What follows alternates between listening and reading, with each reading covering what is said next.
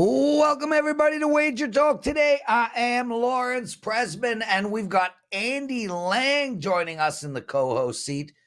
You're watching the best daily all sports betting show on the planet, and stay with us all the way, guys. It's going to be a great show. We got Marco D'Angelo joining us and Drew Martin. We're talking a whole lot of MLB today, and I do want to mention to all my Canadian brothers and sisters, a happy Canada Day to you all. And July 4th tomorrow. Happy July 4th to you Americans. And no show tomorrow. Andy Lang, how are you, brother? What's going on? Oh, I'm doing good. I had something that has never ever happened to me in all my years of sports betting, and I love situations like that. I love when something happens that has never happened. I had a head-to-head matchup in golf. Ricky Fowler over Colin Morikawa, and those two guys went to a playoff to decide who won the whole tournament. So I've never had a head-to-head where two guys go to a playoff where it's, winner take all. And I'm looking at there going, oh my God, my guy could finish second in the tournament. I could lose this head-to-head. Ricky Fowler hits a dart from 180 yards out on the first playoff hole, sinks the birdie putt, gets his first win in 4 years, which was awesome to watch. And I cash a bet in fashion that I have never done before. So that was very cool. That was my highlight of the weekend. Yeah, and nice. And listen, Ricky was down 1 coming into the 18th. His approach shot on the 18th was unbelievable. He also made an incredible putt. But just for the record, Andy, Ricky Fowler wins the minute he walks into his house every single day. I know what you're saying. I would rather be Ricky Fowler than John Rahm, bro. I mean, whoa. They're both wonderful people. Here. What? They're both very wonderful people, I'm sure. Yes, they are. Marco D'Angelo joining us, everyone. Marco, how are you today, brother? Pose a question to you. Would you rather be Ricky Fowler or Justin Verlander walking into your house? Ricky Fowler. It would be almost impossible for me to want to be anyone else. I would be happy either way. There's no loser there. I'd like to jump back and forth between the houses, but you asked me to pick one, and I'm picking Ricky Fowler. Okay, so Andy, for the record, we got Andy's taking the fifth here. I would be very happy to be either one of those. I am even happier when I walk into my own house. You hear that? Well, okay. Oh, boom!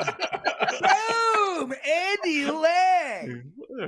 Yes, there you go. Ryan Turk writes, Prez, you missed the Boulder shows. Ryan, man, I looked at the set list last night of the Dead Show in Boulder. Oh, my God. Oh my God. Okay, it's too much for me. It depresses me. Marco, how was your trip? Good. Fun time at the beach with the family, and I got family in town this week, and then I get a little bit of a break, and then I have my final trip of the summer, as we always do, opening week at Del Mar. There's nothing like that in the surf and the turf there in Del Mar, California, the horse racing, the beach, the food. It's the best. So that's what I got on the agenda. There we go, Marco D'Angelo. Let's get into some actionable information.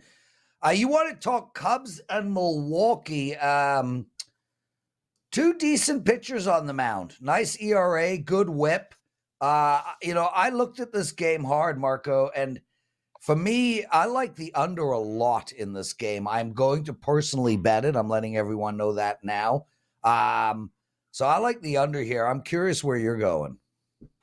Well, I'm looking at this one, Prez, and this is one of those spots where we look at situations, and I think it's a bad scheduling spot for Milwaukee. I like to fade teams that first game back at home, and Milwaukee's coming off a 10-game road trip. They did go 7-3 on that road trip, but let's tap the brakes for a second here before we put them in the World Series. Look at who they played over those 10 games. They played the Cleveland, Mets, and the Pirates. Those are three teams that over the last month have struggled. And so I'm not as impressed with that 7-3 mark. You also look at Milwaukee. Julio Teheran is on the mound today, and he's had 7 starts so far this season, and 6 of them have been outstanding. And then the last one, not so good. And when you look at his numbers, everybody kept waiting for the other shoe to fall on him because he was really pitching well, better than the metrics say maybe he should have been pitching, and finally caught up with him in the last game. Drew Smyly goes for the Cubs. He's pitched better on the road than he has at home. Not a big surprise when you're pitching at Wrigley. In a stat that I found on him, his ERA on the road is 3.13. He's a lefty. Milwaukee's not done well against lefties, although their record is just 12-15. Not horrible. What is horrible is they're only averaging 2.9 runs per game when facing a lefty starter. And Smyly is one of these guys that, you look at his numbers, they're not the best, but he finds a way to win. And over the last 2 seasons, when he's been a favorite of 150 or less, his team is an eye-popping 17-4. I'm going to go ahead and take the Cubs here and make them the first play here for the show. Take the Chicago Cubs. My worry with this one is the Cubs can be streaky. 1-6 in their last 7. Before that, 11-2 in 13 games. Before that, 4-10 in 14 games. In April, 10-3. So they seem to pile up wins in a short period of time, and then they lose them all. Currently, not on a great streak, 1-6.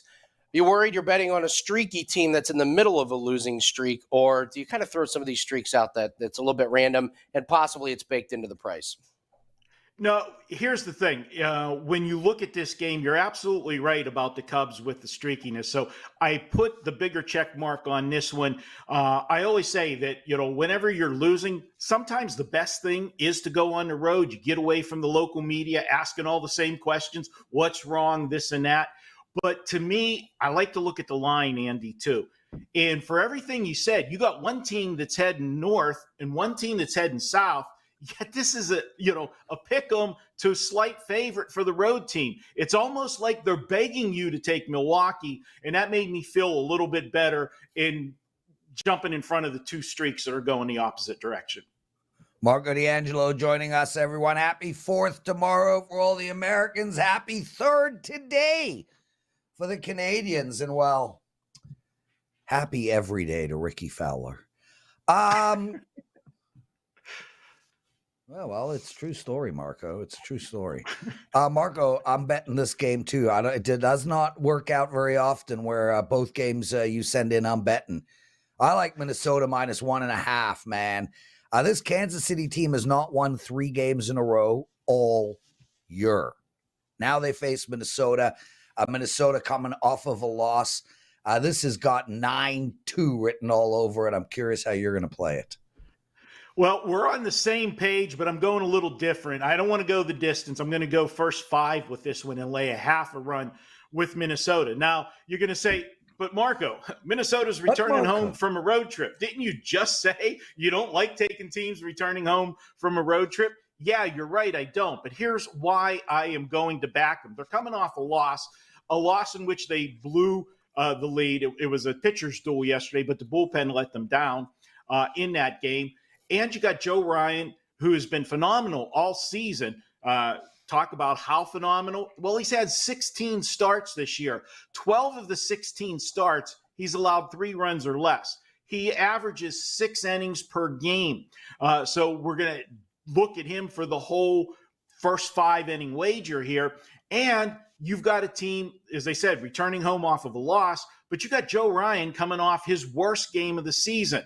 I like to look at veteran pitchers, especially good pitchers, that are coming off an abnormal start. This is a guy that had a bad start, But even though as bad as that start was in his last game, this is a guy in his last 3 starts, his strikeout to walk ratio, and this is something I look at a lot because when you're dealing it like he is, you do have full command of your pitches. How about 21 strikeouts, 0 walks in the last 3? Now, let's talk about Kansas City. We know how bad they are, one of the worst teams in baseball. They're coming off beating the Dodgers 2 out of the last 3 games. You've got to feel, you hear me use the phrase all the time, the fat and sassy phrase. They got to be absolutely giddy after beating the Dodgers the last 2 games. And now they're going on the road, and they're playing a Minnesota team in a daytime game here. You look at this one. This is a team that, or I'm sorry, it is a night game. I was thinking about the last game. Excuse me on that. I am going to look at them to have a bad game. They won yesterday. That was a day game for them. They actually play much better baseball in the daytime than they do at night. Kansas City is winning at just a 24% clip at night, 12-38. You couple all of that with, I expect a big game out of Ryan, and Kansas City's throwing Austin Cox, who's only had 1 start. He went 3 1/3 or 3 2/3 innings in that start on June 28th. He gave up 4 runs. He had 8 base runners in less than 4 innings, 4 walks, 4 hits. When you put 2 people per inning on base, bad things are going to happen. And that's what I'm expecting tonight. Lay the half a run with Minnesota. First 5, Ryan over Cox, I believe, is an absolute mismatch pitching-wise. And team-wise, we'll go the same route. Let's get this one over in 5, and you can get out and have some fun for the 4th of July, pre-4th of July here tonight.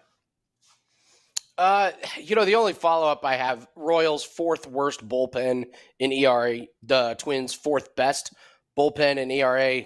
Wondering why, do you take full game bet when you have such a massive bullpen advantage? I know we take first 5 to not put the bullpens in play, but when you have a team like the Royals, I don't know, is it an advantage to take the full game where you are going to see that horrendous bullpen that gives up runs like it's candy?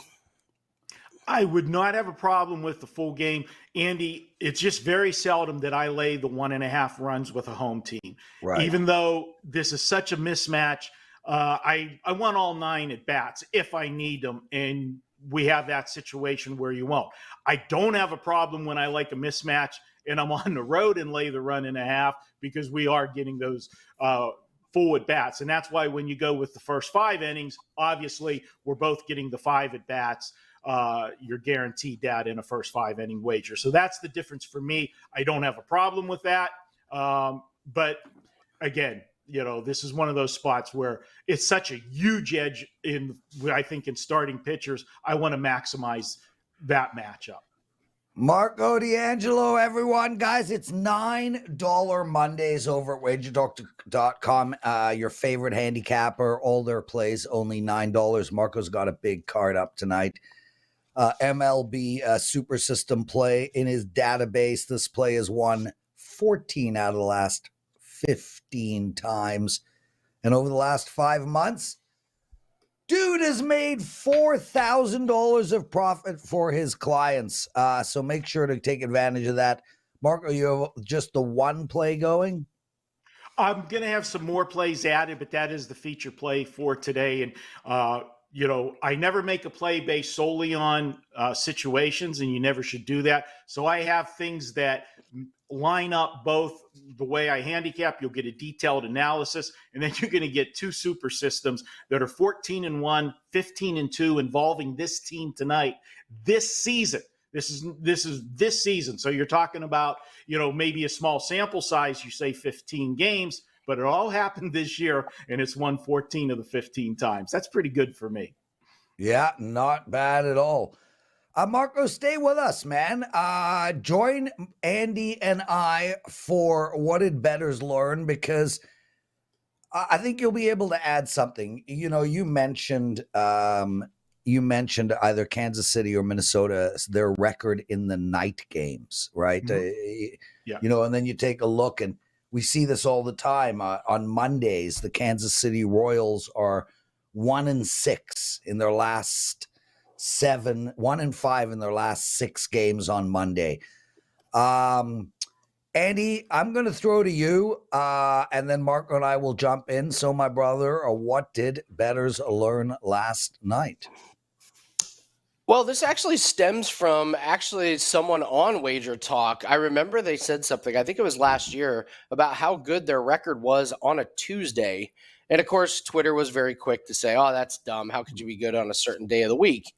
And I don't know, for whatever reason, yesterday it came into my head about, I just was like, why are the Dodgers so bad on Sundays? I just feel like they always lose on Sundays. And I started thinking about myself. So I actually went back for the first time ever and looked at my days of the week over the last 365 days, and I was stunned. Like my Sundays, not that great. My Mondays were terrible. Worst day of the week. Tuesdays, really good. Wednesdays and Thursdays, break even. Fridays, fantastic. And Saturdays, absolutely crushed it. Best day of the week. Is there a reason for this? Is it random? But the Los Angeles Dodgers, they get crushed yesterday, 9-1 to the Royals. So now the Dodgers are 4-10 on Sundays in 2023. They've lost 7 in a row. They've been outscored 54-28 in those 7 games. This is a team that has lost 37 games all year. 10 of them have been on Sundays. However, they're 10-3 on Tuesdays. They've outscored opponents 75-36.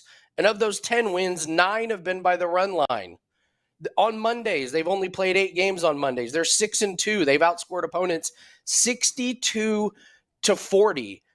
We look at home road splits. We look at pitching matchups. We look at injuries. How many times do we look at what day of the week? Is there teams that perform better or worse on certain days of the week? And why is this?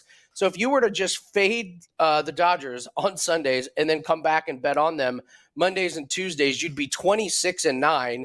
Ralph gave us this chart about top and bottom 4 teams per day of the week.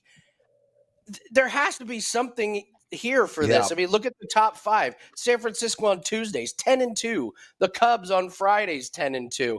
And then look here at the worst teams, and there it is, straight off the Dodgers on Sundays, 4-10. They're a dumpster fire. They're a big losing proposition, but they're a cash cow if you go against it. I don't know. I have never really taken days of the week into account for handicapping baseball. Is there something to this? Are we missing something? Is this maybe another level of handicapping? I don't have the answer for it, but I'm going to be paying attention to it now, especially when Ralph gives us that chart. Marco, days of the week?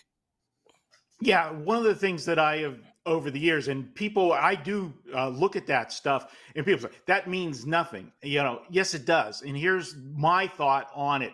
One of the things is Thursdays and Sundays are generally what is known as getaway day. Okay. Yeah. You're going to be moving to another series. And a lot of times when you have a day game that was preceded the night before by a night game, a lot of managers will rest some of their key players. A lot of times your key catcher, if it was a Saturday night game and you're coming right back on a Sunday game or a Wednesday night game and you're playing that Thursday game and you're flying out for a weekend series, you don't want to use your key catcher in that situation. That's where you give him days off. So that's one of the things. Early days in a week, and I've talked to a few people. I've had the luxury of doing radio here in Vegas and stuff, and asking people, do you get up for different days of the week? And I can remember the Dodger catcher and played for the Mets, Paul DeLuca. He said, he made fun. He goes, you're not as excited about playing a Tuesday game in Pittsburgh as you would be playing a weekend game against the Giants whenever he played, for the Dodgers. It's a better atmosphere. The weekday games generally, especially earlier in the season, Andy, you don't have as many in the crowd because kids are still in school and so forth. They're not going to Monday and Tuesday night games. So, teams that are good teams coming into those ballparks, they're playing in empty ballparks. They're not that excited. But teams like, the Pirates and such, they're used to empty ballparks, and they get up for it. So That's my thought on that. You can't be at the same level every single day. It's like we say, do you go to work and put in 110% every day? There's some days you do mail it in. Prez, you ever looked at days of the week? Well, listen, I do a lot of that in the NFL. I spend a lot of time studying how they do on Sundays versus Tuesdays.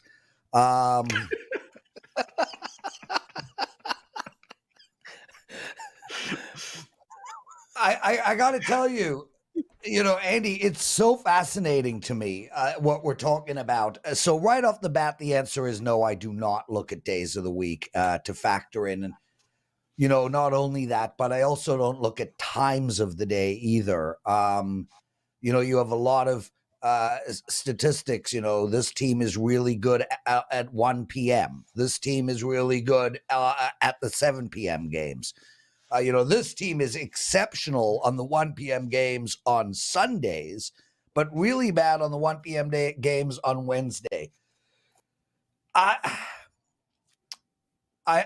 just, when Marco talks about, these moving days, etc., for every team that loses on moving day, there's a team that wins on moving day. So I'd never have been able to figure out how to incorporate that into my handicapping. I personally feel like it's just a coincidence. We could sit there and say, okay, well, let's take a look at the LA Dodgers over the last 5 years. But then the problem becomes it's a different team every year. So I don't know how to integrate that into my handicapping. I do know it's a thing. I really do kind of feel like it's just one big coincidence. But it's certainly worth exploring. And hey, if you have an angle and it's winning for you, just keep betting it. Marco D'Angelo, my brother, please leave. You know what? I happily leave. Andy, I'm sorry you got to do the rest of the show with Prez. It's okay. 20 more minutes. Yeah, we love you, Marco D'Angelo. We absolutely do adore you. Dan, do we have Drew Martin in the house? Okay. Well, Johnny Detroit just writes in the chat room, the Prez, not in the chat room, in Slack, the Prez clip on days of the week. That made me chuckle. Great spot. That's all Andy, bro. All Andy. I just feed off the incredible talent that you, Johnny, have assembled. Andy Lang, let's get to betting strategies with Teddy and the Prez. Andy pretending, imitating, but definitely not wanting to be Teddy. Sumner Hutchison the fourth writes, I do have a question pertaining to MLB. There are certain teams that lose by more than one run quite consistently. Why don't cappers recommend the run line? So, Sumner, let me start by saying this. I don't really spend a ton of time following what the other handicappers are doing. There's too many. I have no idea what play Andy is playing tonight. I mean, I can look, but I don't know. I don't have a clue what Marco is playing tonight. So I can't answer that question in regards to why handicappers in general don't recommend the run line. But I can tell you this. I recommend the run line, and I recommend the run line often. Not only do I recommend the run line often, but I'm recommending the run line today with the Minnesota Twins at -1.5. I got to tell you, though, you got to be careful with this because there's way more things that go into handicapping than just saying, well, a team consistently loses by more than one run. We need them to play a team that consistently wins by more than one run. We need them to play a team that consistently wins by more than one run and is ideally playing on the road so that it can get that ninth inning in. The Minnesota Twins game, Marco likes them -0.5 in the first 5 innings. I like them -1.5. Marco's bet might be better than mine. Marco's got 5 innings against 5 innings. I've got 8 innings against 9 innings. I'm only getting an extra 3 innings against that first 5 bet because the chances of them winning by 2 in the 9th is slim. and on, given that they're at home and will need to hit a home run with a runner on base to win by 2. So there's a lot that goes into this question rather than just that one small concept. And the other thing is always be careful, because these trends turn around. If you see a team losing by more than 2 runs 10 games in a row, don't assume that they're going to lose by more than 2 runs in the 11th game. When at the end of the year, you'll go back and you'll notice that the bookmakers were right more often than they were wrong. And most of the time, all of these statistics will end up getting closer to the norm. Andy, what do you have to add? Well, I think one of the first things I noticed about this question, he asked, there are certain teams that lose by more than 1 run. I think a lot of times people play the run line wrong. I think they look at teams that will win by 1.5, which means you're expecting good and great teams to be good and great every day of the week. We just kind of talked about this, about how it's so hard to be great every day of the week, but it's a lot easier to be bad every day of the week if you're a bad team. And so I think the key word is there are certain teams that lose by more than 1. It's a lot easier, and it's a lot more of a square play and an obvious play to say, oh, I've got the best team in baseball and they're playing great and they're at home, so I'll take them to win by the run line. Where instead, today the Royals, the Royals are bad, but Minnesota's not a public team. People aren't like jumping up and down to bet on Minnesota. So when people look at the run line, I think a lot of times they look at it and they go, "Ah, gosh, man, am I really going to bet the Twins to win on the run line?" Instead, I look at it as saying, no, the Royals are going to lose by the run line. So I think a lot of people look at which team is going to win as opposed to which team is going to lose. When I play the run line, it's always just fading a bad team. It's not, that's the crux of the play. It's not taking a great team and saying, I think they're going to win by the run line. And also, I think the books are just all over the public teams. You got to pay a premium on the best teams to win by the run line. And also in baseball, a lot of people like dogs, like to find the spots where the bad team is going to play pretty good. I think it's fun to analyze and pick an underdog, because if it wins, you look great. I picked that plus 130 tonight. Oh, that's good. It's kind of boring, Prez. I think the Royals are going to win, but are going to lose by the run line. That's kind of boring, but it's profitable. So that's more than what I love. Boring in business. Yeah. Boring is good. Most of the most successful companies, they're kind of boring. Why? Because they have successful strategies and habits and routines in place, and it ends up boring. So yes, boring tends to be profitable.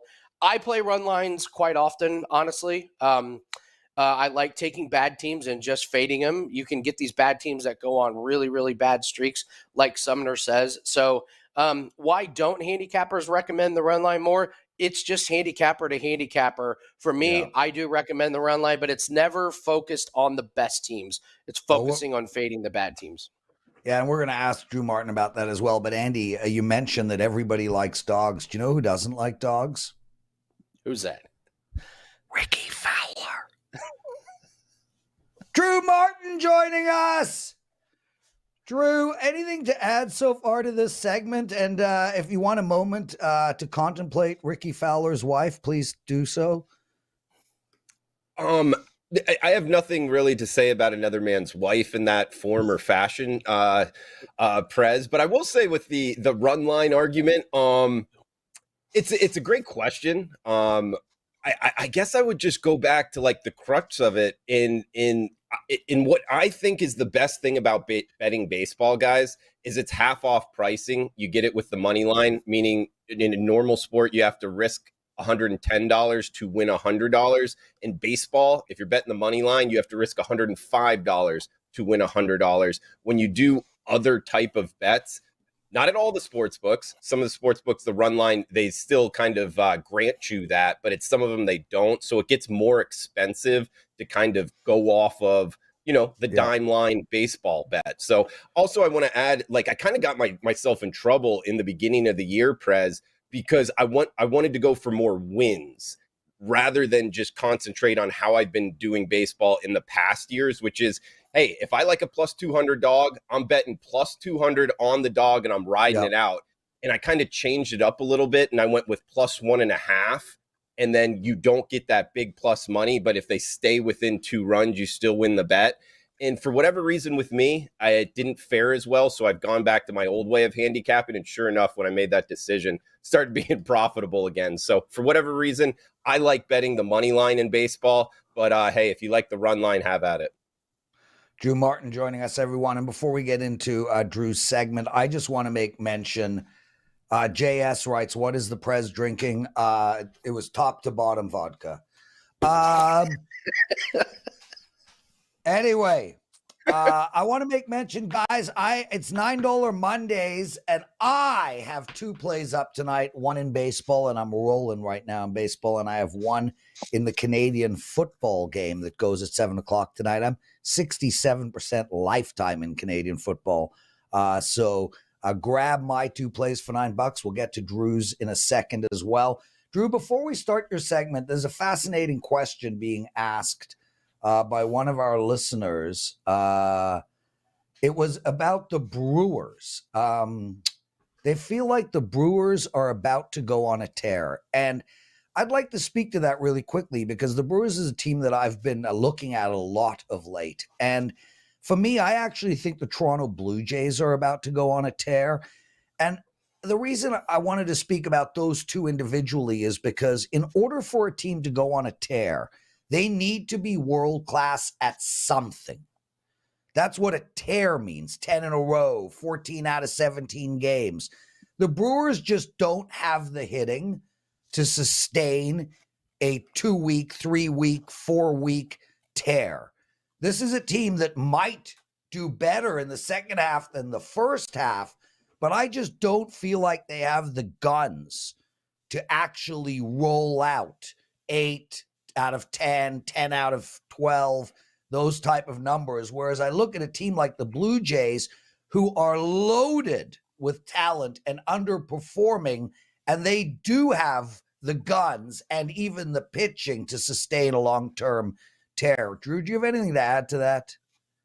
I would just go off of one. They have really cool uniforms, both teams. That's where I thought you were going to go with why you liked them, particularly the Blue Jays. I'll say this, the difference in their schedule is going to matter a lot, Prez, because, hey, you get the NL Central here. So I haven't dug deep into who the Brewers are playing, but the Blue Jays would be up against a lot of the AL East teams. And I know we've got the change in schedule this season, but still you get a lot of that in the AL East, so it's going to be tougher. I'm looking at the Brewers' schedule right now. They do have the Nationals coming up before the All-Star break, but of course, up against the Braves. And man, if you've been watching the Braves, I don't think that they're going to start a tear, so to speak, up against that Braves team. Man, that Braves team might knock off everybody all the way on to the World Series here. So yeah, I agree with you. The Blue Jays, they're a team I've got circled here. When they start winning a couple games, I'm going to look to jump on, but I have noticed, Prez, they have been kind of pricey here. It's like almost like the odds makers are kind of expecting them to go on a tear.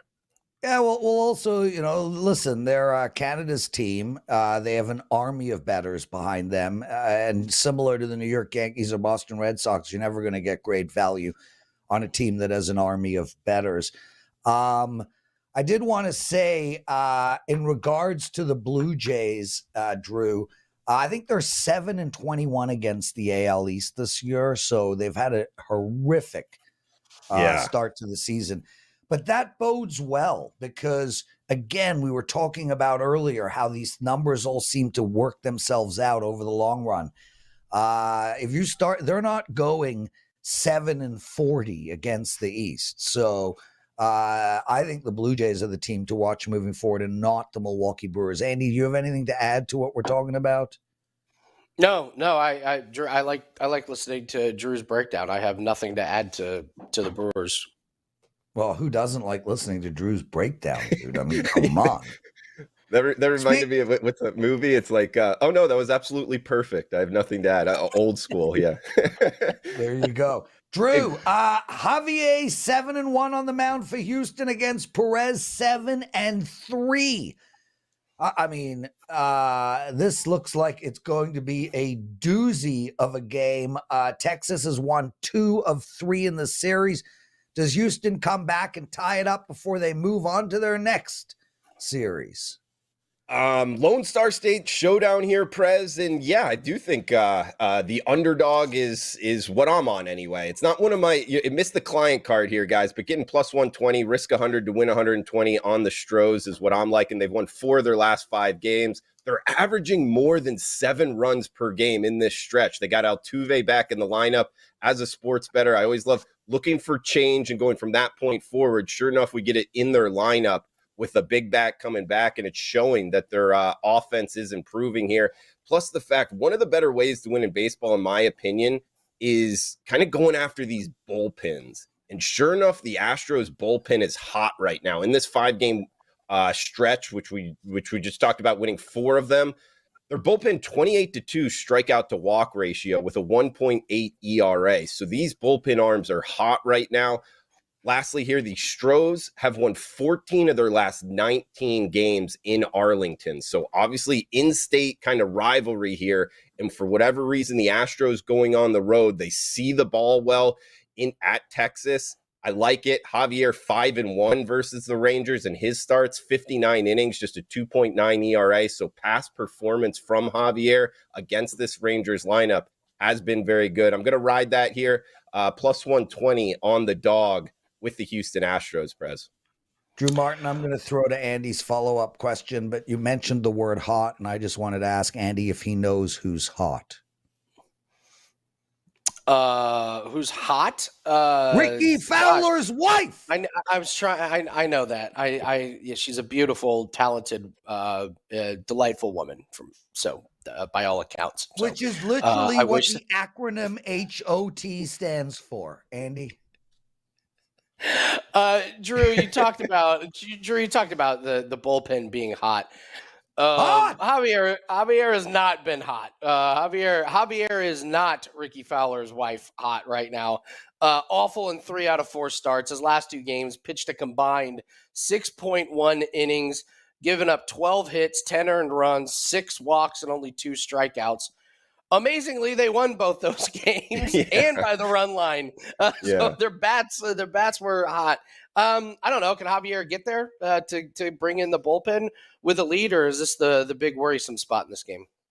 Oh, that's definitely it. You hit the nail on the head there, Andy, and that's the reason it missed the client card, and we're talking about it on WagerTalk today.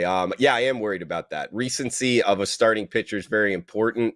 Now, I did mention, his past performance against the Rangers lineup, so maybe that helps us. But absolutely, Andy, that is the reason that this is not on the client card and plus 120. Hey, it is what it is, guys. It's gambling. And, hey, could he get blown up? Absolutely, man. But I think there's enough in our camp here on the Astros to get the plus price. Drew Martin joining us. Drew, one of our listeners says, hey, Prez, can you ask Drew what he thinks about the over and under in the Texas-Houston game? And I like the under in this game, Drew. I like it a lot. It's 9.5. I can see this game. Even at 6.354, you're cashing the under. So do you have any quick thoughts on that? Because we do have the time. Yeah, I get Martin Perez is on the hill for the Rangers. Another reason this missed the client card for the Stros plus money.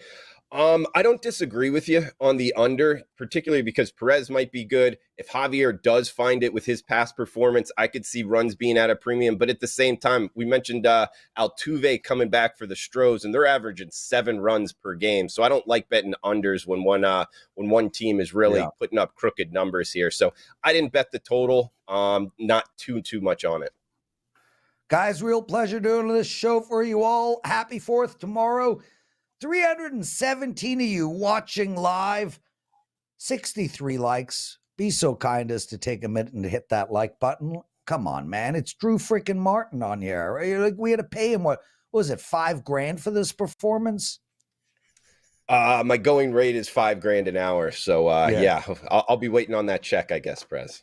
You'll be waiting. You know what, dude? It's over at Ricky Fowler's house. Anyway, Let's get into Seattle and San Francisco. Woo on the mound versus Logan Webb. A real low total here, Drew. And, when I'm seeing a 6.5, 7.5, I'm always looking at the dog first. It is correlated from my perspective. So where are you going? Sure, Prez. I think that's a great point. And that goes across all sports. I mean, as we get closer to football season here, guys, you get a big dog and you get a low total. I have that circled. So, that's a good point here in this game, low total. And I think part of the reason why is we get the Sunday night fade in full effect here with the San Francisco Giants. I mean that because, Sunday night baseball on ESPN, big nationally televised game, which the Giants were just in last night. And if you watch that, guys, they played sloppy baseball. They were throwing the ball all over the place defensively. They did not look good. Now they're getting on a plane, flying across country and playing a home game, which is their first home game back from a road trip, which if you've been watching, WagerTalk Today, I'm sure you've heard Ralph Michaels talk about, and Jeff Michaels. That's a fade spot, guys. So the Giants fully factoring in here, guys, Sunday night baseball fade. They're up against the Mariners, who have been playing better baseball, and they got you mentioned Brian Woo on the hill here for the Seattle Mariners, and he's been fantastic recently. The Cal Poly alumni, he's got a microscopic 1.69 ERA and 21 strikeouts his last 3 starts, and he fits this profile that I've started noticing, guys. Like, let's say a 4th, 5th, 6th round pick into the MLB draft, maybe 2, 3, 4 years ago, has already made it to the major leagues. I like that profile because they're getting to the show very fast, and yet they're not a top prospect. They're not commanding these big numbers in the marketplace. Brian Woo kind of fits that profile here. So the Mariners getting the plus price. I feel like San Francisco's overpriced in this situation. So plus 120 on the Mariners. It's the last game on the card. If you need some late night action to get you into the 4th of July, I'm on the Mariners. It made the client card. This is a client pick, guys. So let's go M's tonight. So a little bit worried here about Seattle on the road, 16-22. They've only won 3 road series. Cleveland under 500, and then Oakland and Detroit. So bottom of the barrel. All the other road series, they've gone 1-2, 0-3. So, if this season tells us anything, they're probably going to win 1 game. You're picking this one to be the one. It's a great spot, though. But road woes against good teams, is that a concern for you? Oh, absolutely, Andy. Yeah, it is. I guess I would just go back to the spot play kind of overtaking that. I mean, this is bad. This is one of the, I don't want to say the worst scheduling spot in the MLB slate so far this season, but this is not a good one for the Giants, guys, coming back home and asking them to lay near 40 cents at some sports books. I was like, to go back to, looking at the WagerTalk Live odds screen, guys, look at some of these sharp sports books. And I say sharp, the Superbook at Westgate for baseball, I feel like is probably the sharpest sports book out there. And I know that might be kind of a minority take. A lot of people like other sports books, but if you watch and you go back, they're hanging a high number here a short, I'm saying a high number for the Mariners as the underdog. And that's another kind of point here towards, it just talks to this spot here for the Giants being that bad that I think it overtakes the home road woes for the Mariners, Andy. But hey, it is a worry, man. And again, it's back to gambling. You can make an argument for both sides. Drew Martin, everyone. Drew, one of the people in the chat room wrote that you were perfect 5-0 last week. Is that true? I was 5-0 with my first pitch best bets. Yeah, although I did lose on Friday. So I went Friday through Thursdays 5-0, Prez, but I did lose on Friday. So I'm 5-1. I appreciate you noticing that, guys. It was a heck of a week last week. So thanks for chiming in.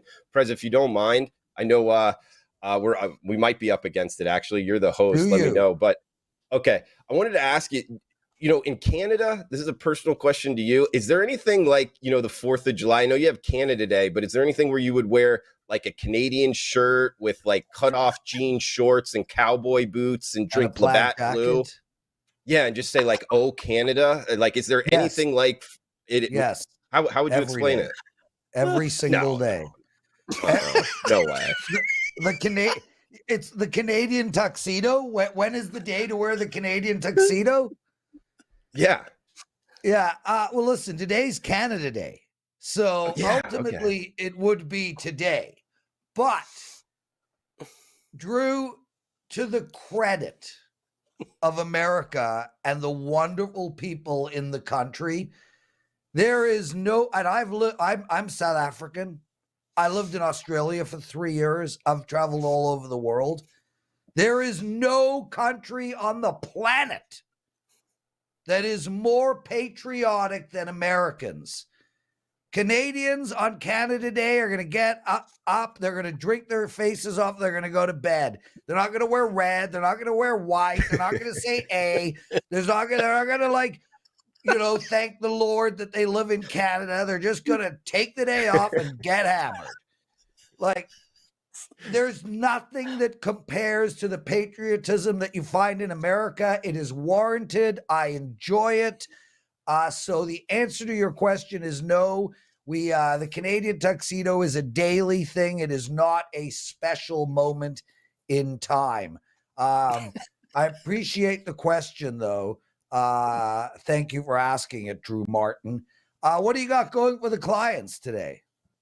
We got the 4% Monday big bet up, guys, on a nice 21-8 run on these 4% plays. So for whatever reason, we're firing them out, and they are cashing. So it's a $9 Monday. Also, the Seattle play, if you want some detailed written analysis, it's a 2% client play, and I put it up as a free play for today. So got that 4% Monday big bet. Perfect. Just $9, 21-8 run.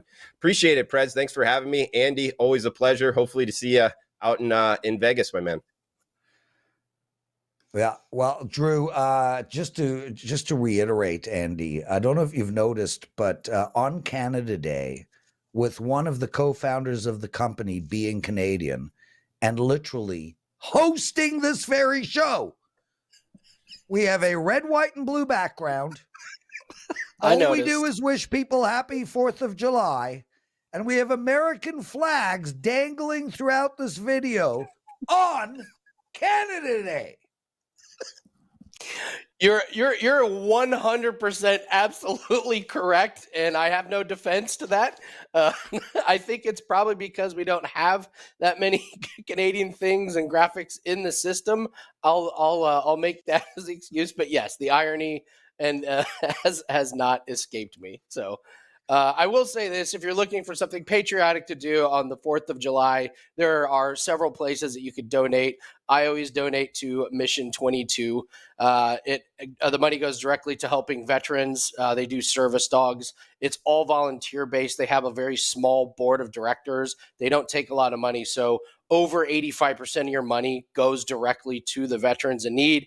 If you don't do that, if you have an American Legion that's in your area or around, go in there, say hi to everybody, hand them $20. It's very, very much appreciated. So if you're looking for something to do besides get hammered and blow off fireworks, you could do something like that on 4th of July. That's something that I do every 4th. Freaking hate fireworks. I mean, I'm not a fireworks. Why don't they just toss millions of dollars into the air and then blow them up? Oh, wait, that's fireworks. I'm the Prez. That's the show. No show tomorrow. Best wishes to all of you. Happy Canada Day. Happy 4th of July. Happy July 5th and 6th and 7th. Let's win tonight, Andy Lang.